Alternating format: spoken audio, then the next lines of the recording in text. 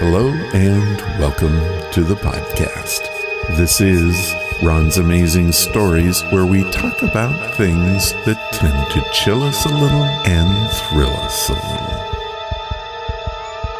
Welcome to the month of Spooky 2018. Scary stories are a part of our lives. The most popular of these of late ranges from The Walking Dead to losing 5 years in a jet airliner.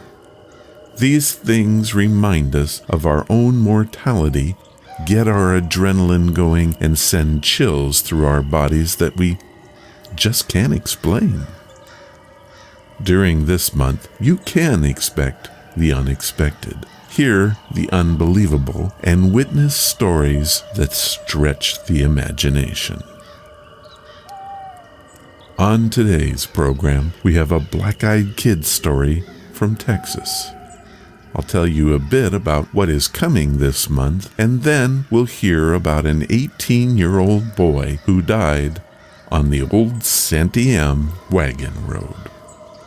I will play my favorite tale from the coffers of old-time radio, and we end on a happy note with Growing Up by Tom Williams.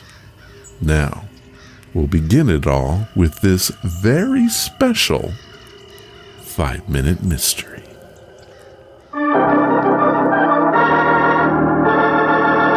Another 5-minute mystery.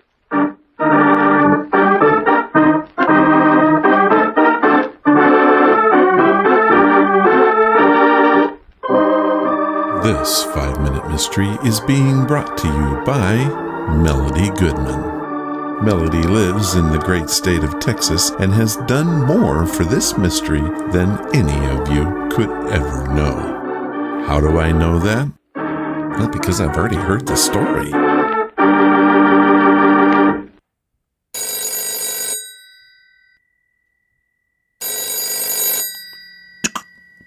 Hello.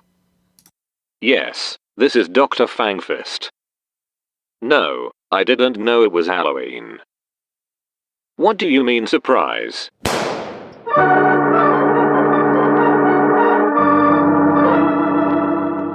And that's all I know, Detective, except that before he died, he told me a story that he received from Melody Goodman in Laredo, Texas.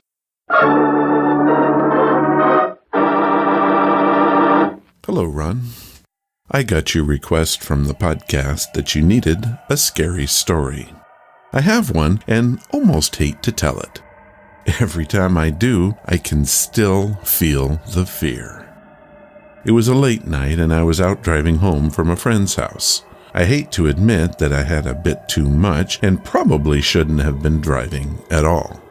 I was, but I'll never do it again because in this case, it turned out to be a very bad decision.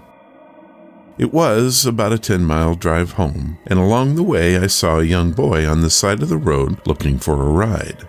I thought to myself, why not? And I pulled over and picked the kid up.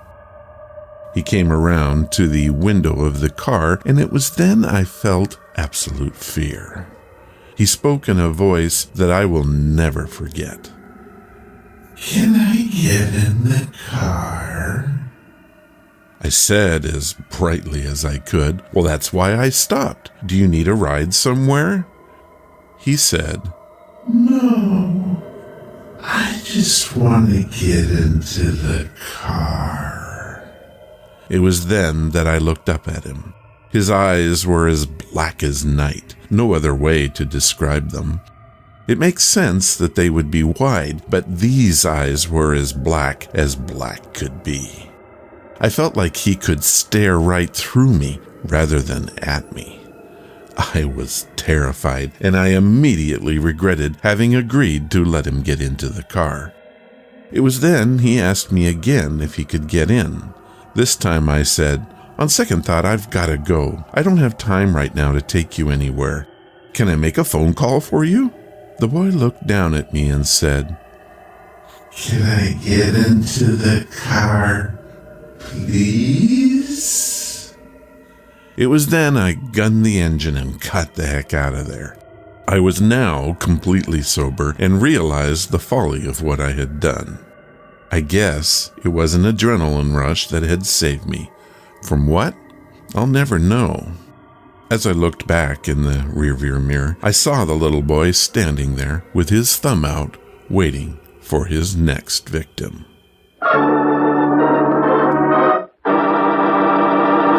And that was it, Detective. That's all he said.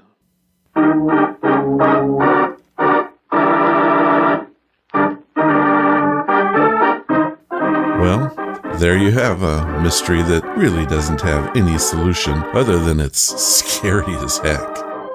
I hate black-eyed kids' stories, but I love to hear them. I guess that's a personal problem, and I may not be able to fix it. However, this 5-minute mystery was brought to you by Melody Goodman from Laredo, Texas.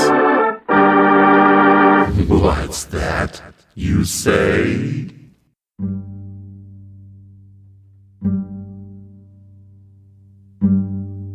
Welcome to the 8th annual Month of Spooky. We're going to have a whole lot of fun this year, and when it's all said and done, I think you're going to have to agree. Sylvia Schultz is back for Volume 5 of Ghost Stories with Sylvia. Jim Harold returns for the 8th year to talk about all things creepy in old-time horror with Jim Harold. We have newcomer Schuler Johnson visiting to tell us about ghost hunting and his group, the Paranormal Investigations and Observations Team. You might remember they sent in a story a few weeks back. Add to it all the stories that you have sent in, and I think you see why we're in for a trick or treat or two this year. Sorry for the pun. I want to thank all of you who that sent in stories this year. It is our best showing yet. Thank you for everything you do for the podcast and these amazing stories. Now, I received this note from Joelle. I'm so tired of hearing anything you can do. As soon as it starts, I turn RAS off. Typically, I love your show, but I found the story and the reading to be most tedious and monotone. I can't wait for it to end. Well, Joelle, you're actually the first that said that they didn't care for anything you can do. I have made the commitment to complete the book, so we're gonna do that. There are 7 chapters to go, and I can guarantee it's gonna get pretty exciting. The big fight starts soon between Bart and the Knipe, and I highly recommend the end of this novel. Now, I will say that we'll not be playing any new chapters of Anything You Can Do this month because of the month of spooky content. Anything You Can Do will return in November, and we'll finish the story of Bart and his battle with the space alien. Thank you, Joelle, for your comment. I really do appreciate it. And yes, I do mean that.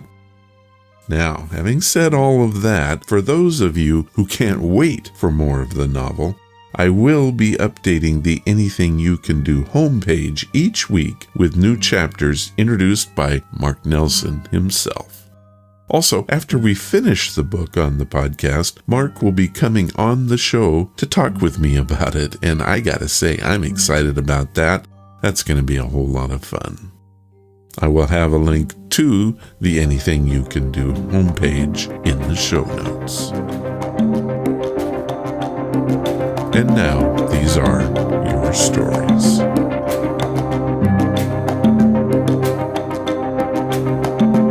These are your stories, sent by you, for you.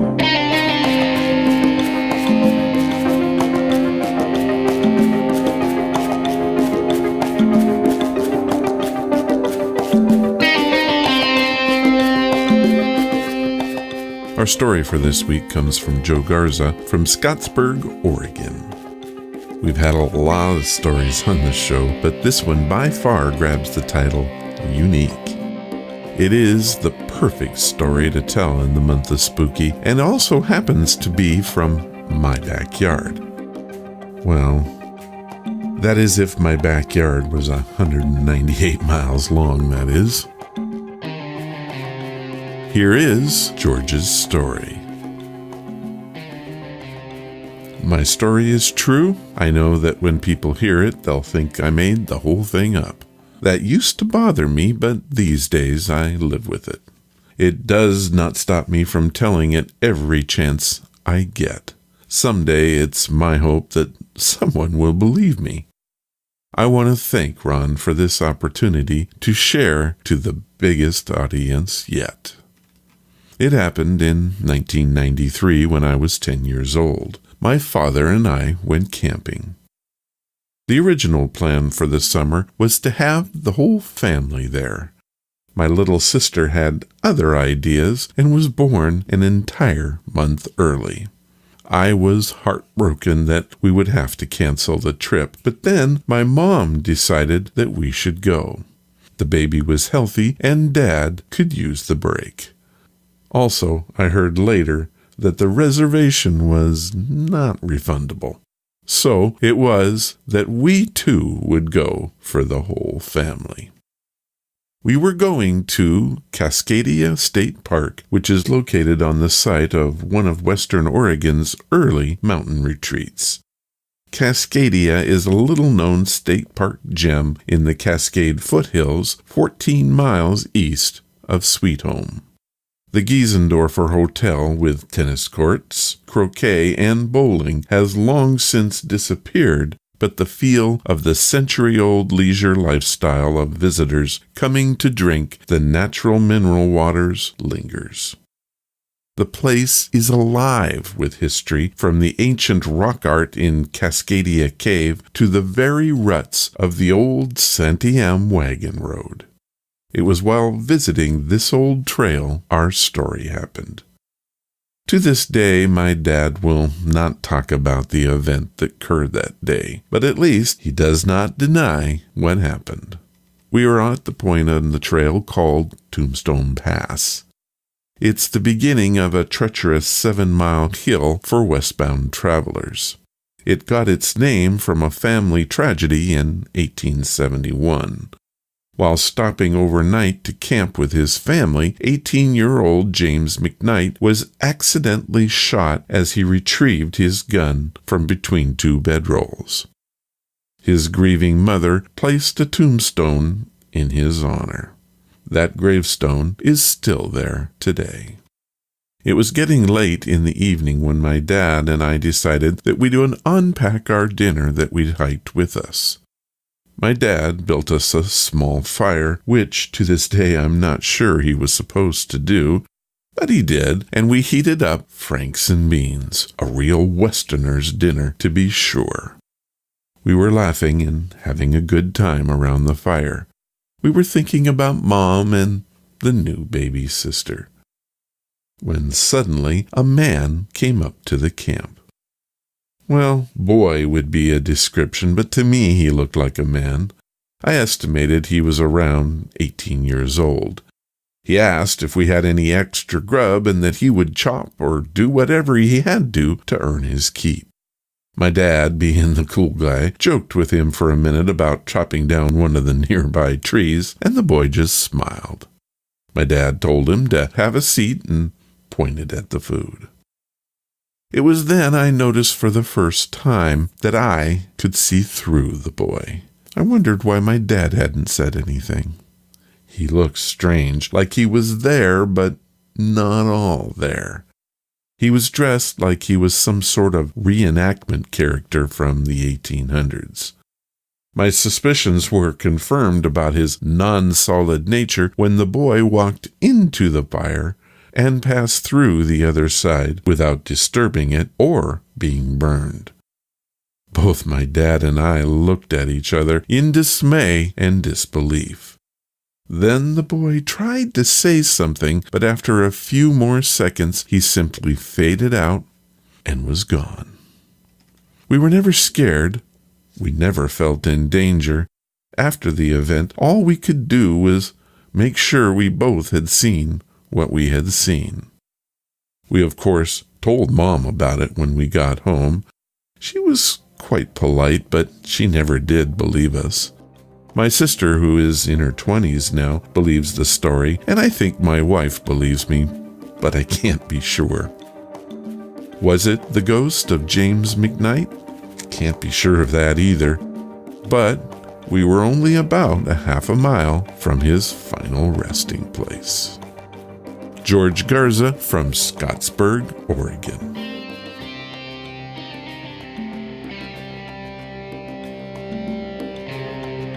What a great story, George. I did a bit of research and found the name James McKnight in the census records of the Parma Township, Cuyahoga County, Ohio. That's where he was born. The family left there to come west, so the story is actually history. The timing is a bit off and had him listed at 20 at the time of his death and not 18. The Santiam Wagon Trail holds an interesting and unique place in Oregon's history. Unlike other wagon roads that were built to bring settlers to the Willamette Valley, this road was designed to lead settlers and their livestock eastward to the rich pasture lands of Central Oregon and Idaho. How about that? I want to thank you for your story, George. I can honestly say I've never heard one like this before, and I believe you.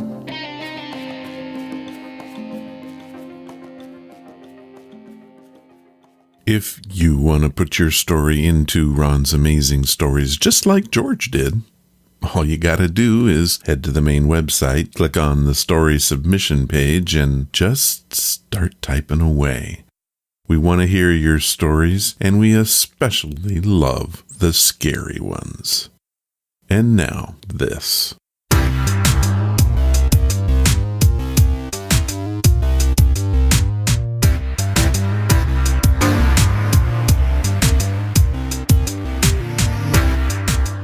Well, here we are in the month of spooky. One of the traditions here at the podcast since 2011 is that we play one of my favorite old-time radio shows. It's listed as one of the scariest ever and places at number 20 on the top 30 list.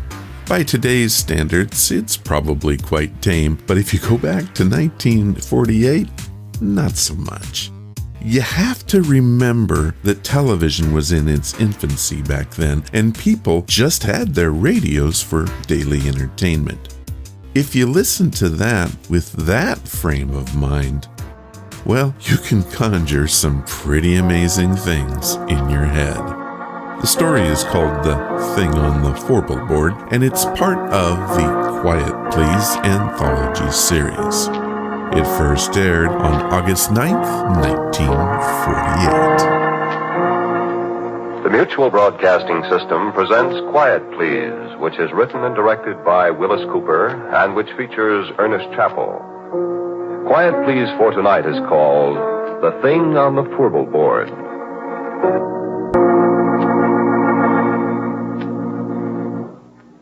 Me, I'm a roughneck.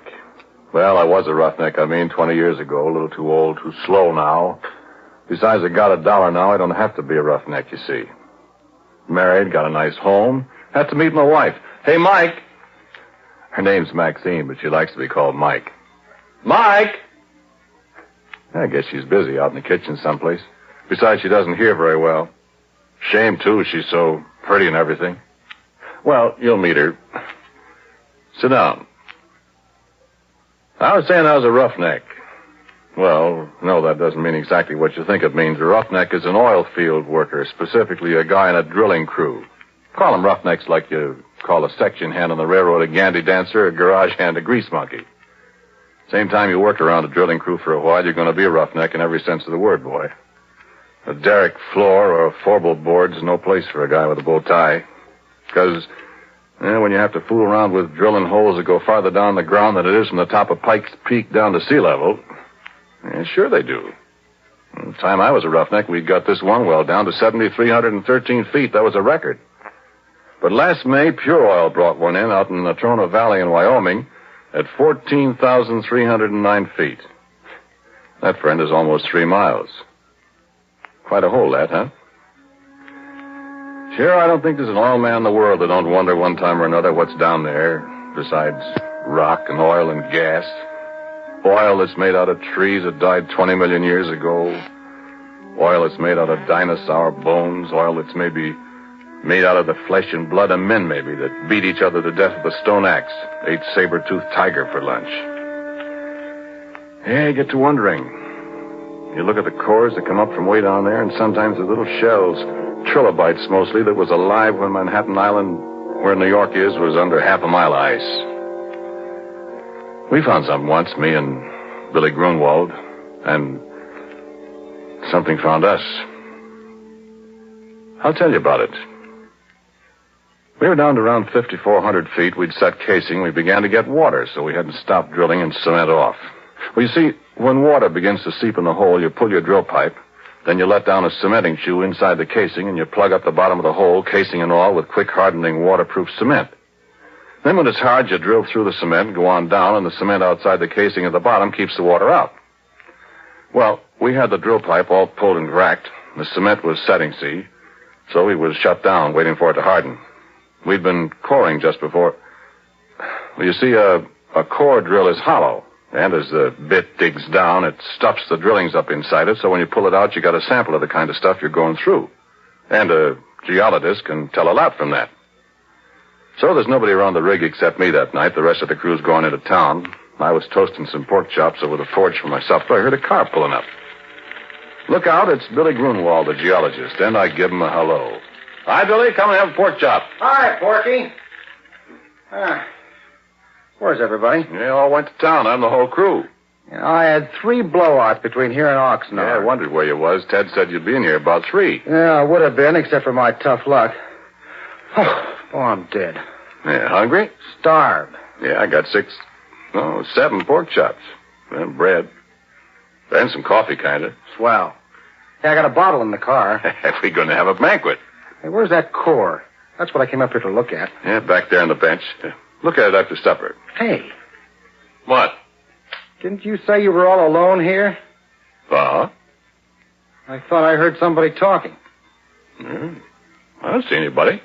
Keep an eye on that pork chop. You won't have any supper. Yeah, I'm watching it. Here, let me put the coffee on. Like so. When'd you finish cementing? This morning.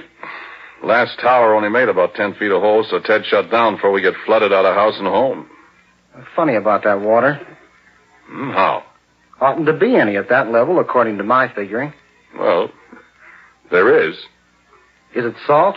Sure, right out of the bottom of the ocean. That's funny.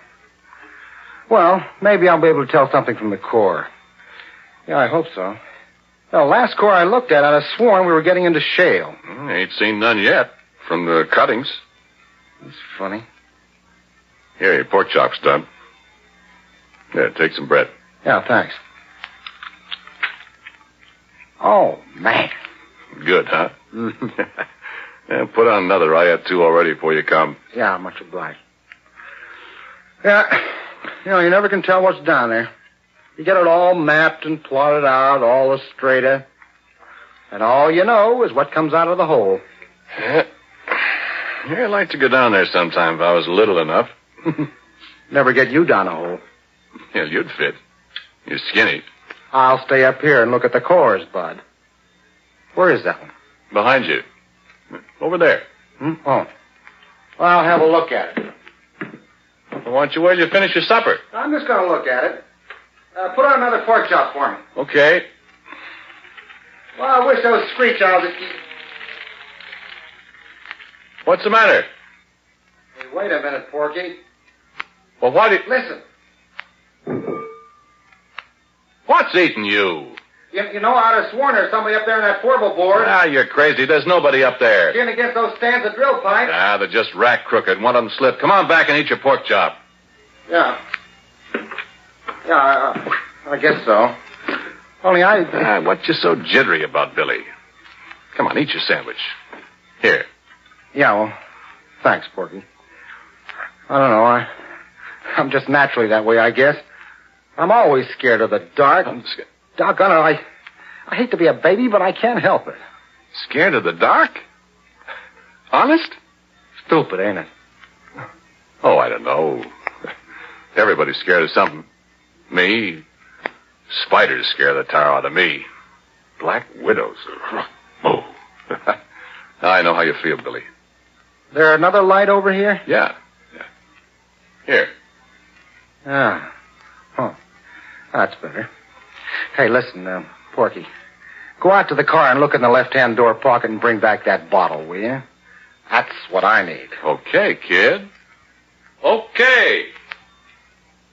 So I picked up a flashlight. I turned around and went outside. I found the car. And I got the bottle. And the floor of the derrick was all lit up, and when I saw a beam of light suddenly flash up toward the Fourble Board, I laughed. Billy Grunwald and his ideas. Sure, I looked up. There wasn't a darn thing up there, except the drill pipe racked against the fingerboard. Oh, this, Fourble Board. Well, you've seen oil derricks, or pictures of them? Do you know that little platform that runs around the outside of the derrick about halfway up? Well, that's the Fourble Board. Well, you see, drill pipe comes in lengths, and you handle them with several lengths screwed together so as to save time getting them in and out of the hole. 2 lengths is a double, 3 is a thrible, 4 is a fourble. When you pull the pipe, you heist it up inside the derrick with a traveling block, which moves up and down from the crown block at the top of the derrick. Then when a fourble of pipe is pulled out, it's held in the rotary table. You break the joint with tongs, like a great big Stilton wrench, you see. Snub a cable that's fastened to the handle over the cathead on the drawworks, and that breaks the joint. Then you hold the tongs on the pipe, give the rotary table a few turns to unscrew it. You heist away with the traveling block and swing it over against the fingerboard, lean it against the derrick. The guy up on the Fourble Board takes off the traveling block. You do it all over again till you got all the pipe out, you see? Well, there wasn't anybody up on the Fourble Board except a screech owl, and it flew away. So Billy turned his light off, and I come on inside. And just as I come up the steps, he let out a yell. Yay! What's the matter? What's the matter, Billy? Hey, come here. Look here. Well, what's it? Look, Porky. My... Where did you find that? Now, listen, Porky, I give you my word. That was embedded in the core. Why, it couldn't be. I tell you it was. Look where I dug it out. Hey, you know what? That rock there comes from a mile underground. And it's been a mile underground for 1,000,000 years. And look at this. And I did look. And what he was holding was a gold ring. And it was all carved and filigreed just like jewelry. And there wasn't any kidding about it. It was real.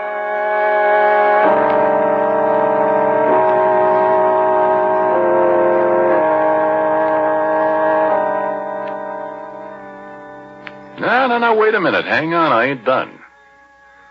I poked at the core of rock that looked like a kind of petrified salami or something. And then it was my turn to pretty near jump out of my pants. Because right alongside the place where Billy dug out the ring, there was a mud-covered, but very unmistakable finger. I picked it up, and it was cold, and it was heavy, and it was solid rock. At least it felt like solid rock. And I looked at Billy, and Billy looked at me. He started to rub the mud off this here stone finger. And as he rubbed it, it begun to disappear. No, he could still feel it, he said, but when the mud was gone, neither one of us could see it. And he dropped it to the derrick floor. It went clunk, and we couldn't find it anyplace. So you know what we done? Well, we took that bottle and we took and finished it, Billy and me. We finished it in one slug apiece, and it was a full pint of bathtub gin. It tasted just like so much well water to me.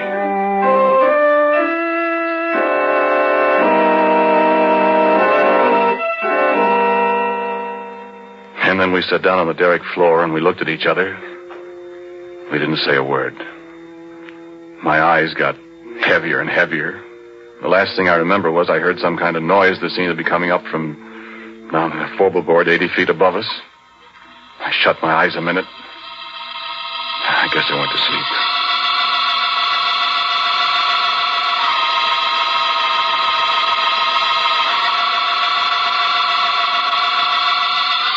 And I had awful dreams.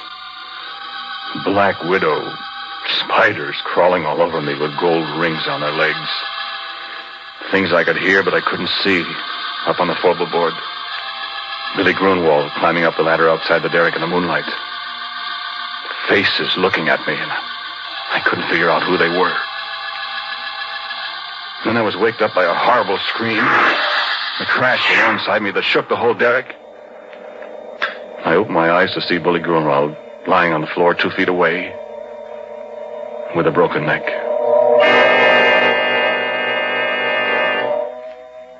With a broken neck and his left hand, well, he put the gold ring on the little finger of his left hand, and the way his arms were spread out, his left little finger and the ring were gone.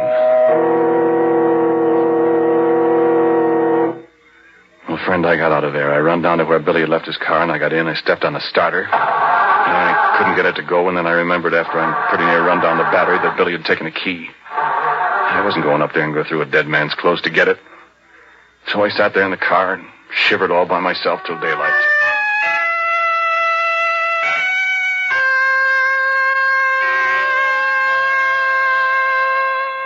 And then Ted and the crew came.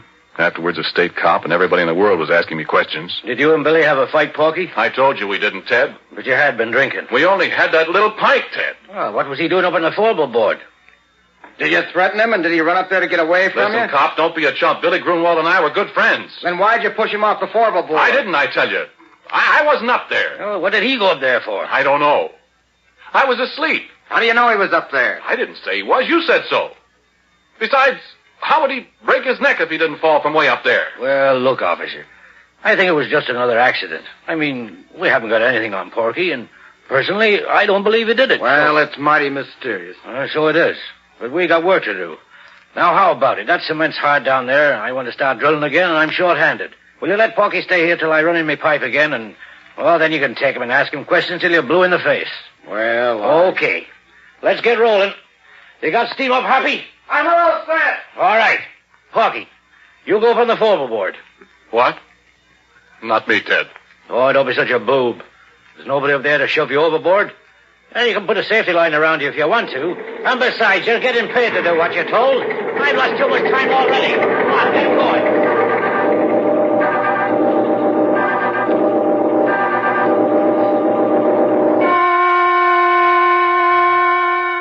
So, okay, I go up on the Fourble Board. And you can bet I took a good gander around before I did anything else. Now I couldn't see a thing. So I signaled to the driller to let down the traveling block, and he did. Came sailing down from up above. I was just reaching for it to pick up the first Fourble of drill pipe. Gave a big jerk, and the cable broke. It dropped and nearly pulled me off the Fourble Board. And it landed right on top of Ted. And if you have any idea what a guy looks like after 2 tons of metal land on him from 80 feet up, yeah, you keep your ideas to yourself.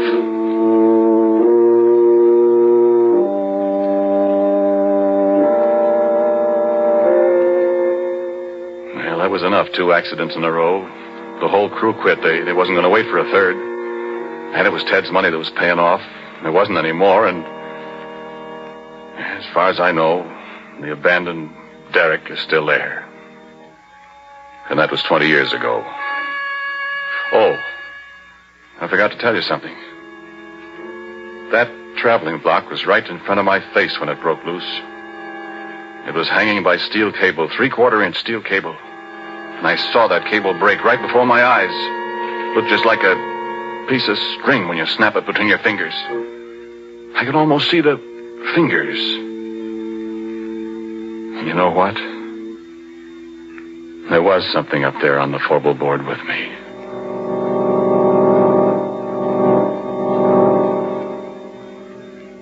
And so a couple of days later I came back. I don't know if there's anything in the world as desolate, as dismal, as dead-looking as an abandoned oil well rig. There it stands like a skeleton off on a deserted side road and the bare yellow hills surrounding it, and it's the deadest thing you ever saw. I sat in my car for a long time looking at it. Everything was just the way we'd left it. I looked in at the floor. The smashed traveling block was there alongside the rotary table. There was a little mutter of steam from the boiler. That was all. Then I heard a tinkle of something as it hit the ground alongside me. I looked around. There wasn't a soul in sight. But at my feet was the gold ring that Billy Grunwald and I had found in a core of rock that came from a mile underground and from 1,000,000 years ago in time.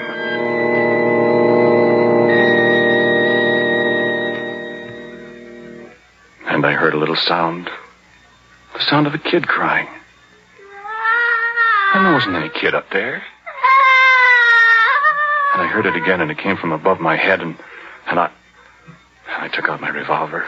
I loaded it carefully. I started up the ladder to the Fourble Board. No, there wasn't anything up there, nothing I could see. There was a voice crying. The voice of a little kid. And then there was a movement behind the rack of drill pipes, and I saw the pipe move, and I yelled, "Come out of there, whoever you are! Come out or I'll start shooting!" And the stand of pipe shivered, and I thought, what can it be that can handle that heavy pipe like jack straws? And then there was a crash.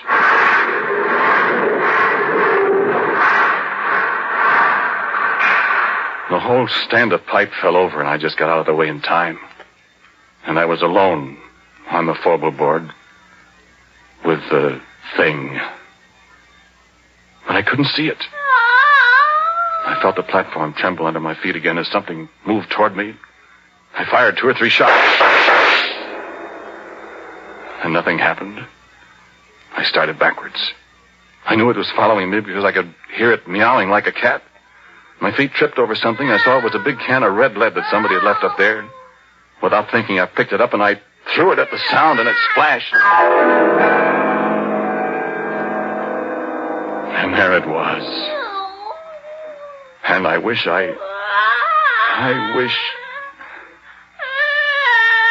face of a little girl, frightened, crying with hunger and terror. Hands like a human being, and a finger missing from the left hand. And a body. Well, I'll tell you about that. I told you how I'm scared of spiders. But I knew where it came from. It had come from the bowels of the earth, come riding up on the drill pipe as we yanked it out of the well. Come to an alien world, and was lost. It stood there dripping with red paint, blood red from head to foot like some horrible dream. And it put its hand on my arm. Its hand was stone. Living, moving stone. And it looked into my eyes and mewed like a lost kitten.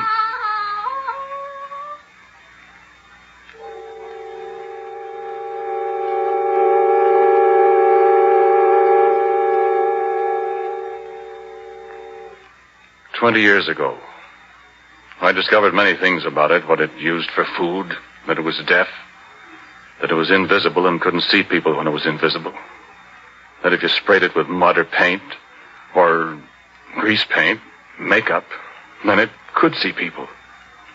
And believe me, I didn't want to see its body. I can see that in my nightmares. But its face, I can't help wanting to see that pathetic little girl face. I'm afraid maybe I've fallen. But it's very beautiful. And when it's well made up, But making it up, rubbing grease paint on a stone face that looks at you and smiles, and it makes sounds like a lost kitten yet. I can disguise the body in long dresses. She can't hear very well, and when she's hungry, I have to stay out of her way. I found out what she likes to eat, remember? No, sit still. Sit still, do. Sit still or I'll have to shoot you. I want you to meet my wife. Or rather, my wife wants to meet you. Mike. Mike. There she is. Come on in, dear.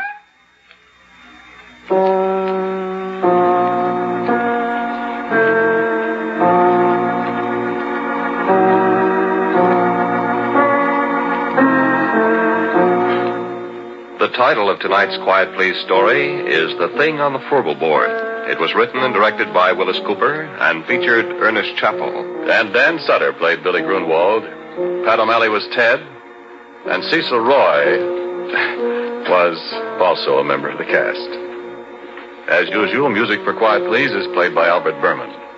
Sound by our good friend Albert April. Now, for a word about next week, here is our writer-director, Willis Cooper. Well, I'm reasonably sure that all the characters in tonight's stories were completely fictional. At least I, for one, hope so. Next week, the story is called Presto Changeo, I'm sure.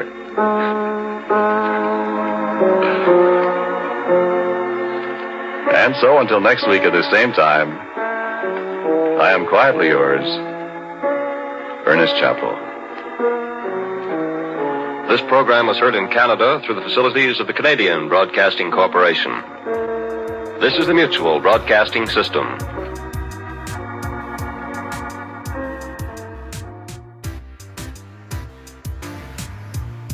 I love that story. Is it campy at times? Yeah. Is it scary at times? Heck yeah. Is it informational at times? No doubt. But it has that punch that makes you say, wow. Quiet Please wasn't a horror series as much as a series of haunting reflections of our lives. It was the goal of Willis Cooper, the writer and director, to deliver us chills for the ages with an oil rig roughneck who encounters a creature risen from the bowels of the earth. I hope you enjoyed this blast from the past. We will finish our story, Anything You Can Do, after the month of Spooky concludes.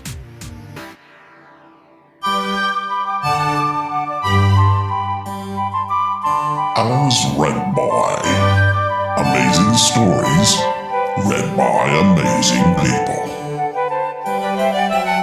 This time on As Read By, we have another story from the Growing Up archives of Tom Williams. This one's not scary, but it's a good one. Tom lives in Berlin, Germany, was raised in Alabama, and he has sent in these tales from his youth.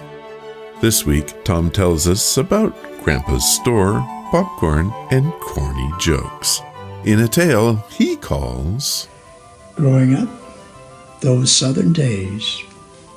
A part of my childhood memories is of living in my grandfather's old general store on the corner of 4th and Engine.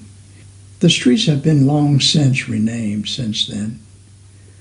The old general store had not been used as a store in a few decades since great-grandpa was dead, and so was his son as a result of being thrown from a wild horse as he was breaking in. It was still a roof over our heads, though, in hard times, and directly next door to Grandmother Williams' big house. A number of shade trees were still on the property to help battle the summer heat and also used as part of a playing ground for the grandkids. Grandmother was always the central point of the family. She was the anchor. The house was also typically high off the ground, but we were warned not to go under there because the fear of snakes.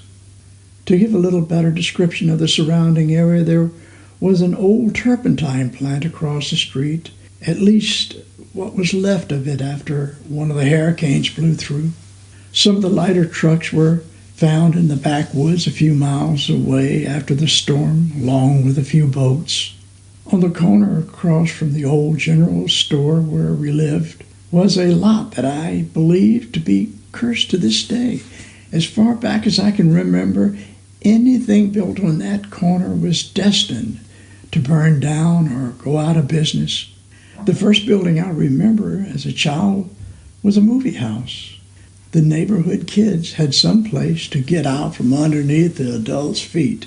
Typically, there was a stage in front of the big screen and framed with long satin curtains on each side.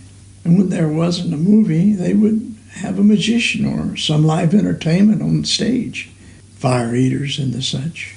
Entrance fee didn't cost that much by today's standards, maybe 25 cents.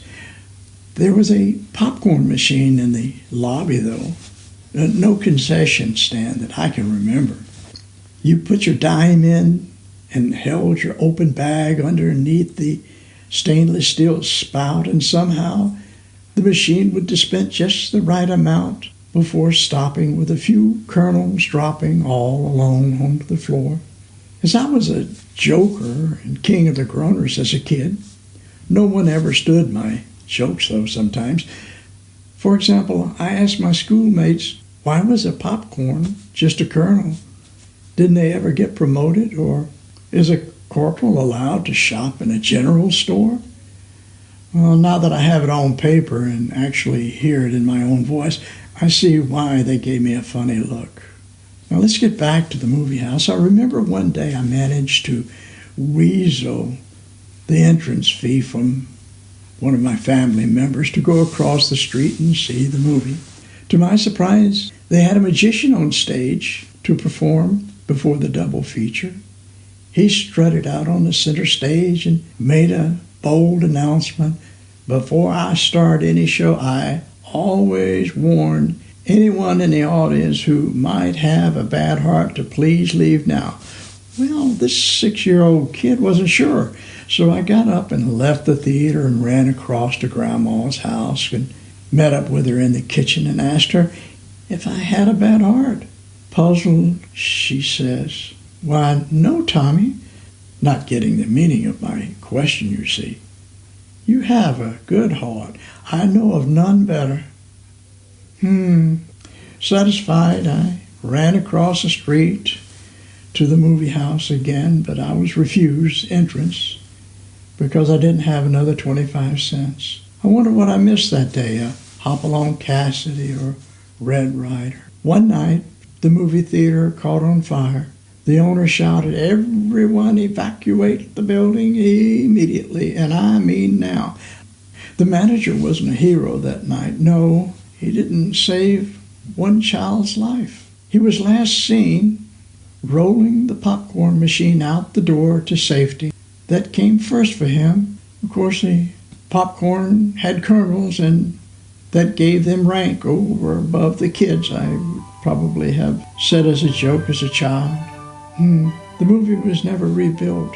But since nothing went to waste in the South, the local kids used the slab floor as a roller rink. Sincerely, Tom.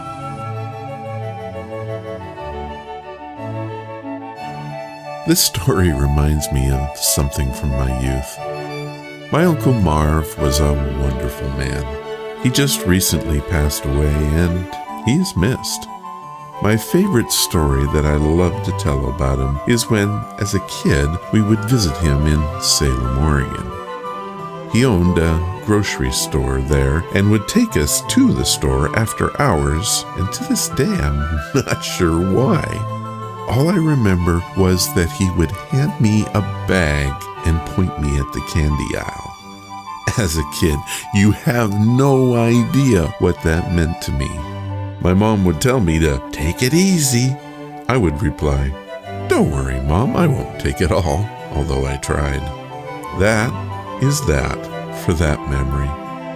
Thank you, Tom, and we'll see you next time with part 2 of Growing Up Southern Living.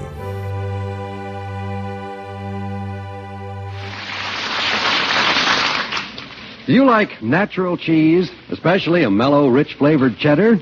Well, then here's news to make your mouth water. Kraft's experts now can give you a natural cheddar cheese with uniform fine flavor and texture, and made from pasteurized milk. It's called K-Brand Natural. That's K-A-Y Brand Natural. Just think of the mellow goodness of natural golden cheddar, but made from milk pasteurized as carefully as the milk your children drink. Excuse me, but I don't quite understand. You mean all the milk in K-Brand cheese is pasteurized? Absolutely. Every drop is wholesome, pasteurized milk. K-Brand is aged differently, too. Natural cheese ordinarily is cured in cheesecloth and forms a rind. But each big 10-pound bar of K-Brand has no rind because it ages in its own transparent wrapper. And it comes to your dealers with all its golden goodness still protected by this spick-and-span wrapper. How do I buy K-Brand Natural? Your dealer will cut as much as you wish. A portion, thick slices, or a wedge. You'll use it in sandwiches and on your cheese tray. I'd better get enough. My family will love it for snacks, and with pie, too. Tomorrow, folks, when you shop, look for the big golden bar with K-Brand Natural. K-Brand Natural down the top and sides.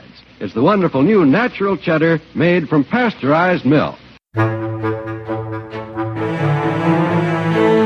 That's all for this first show of the month of Spooky 2018.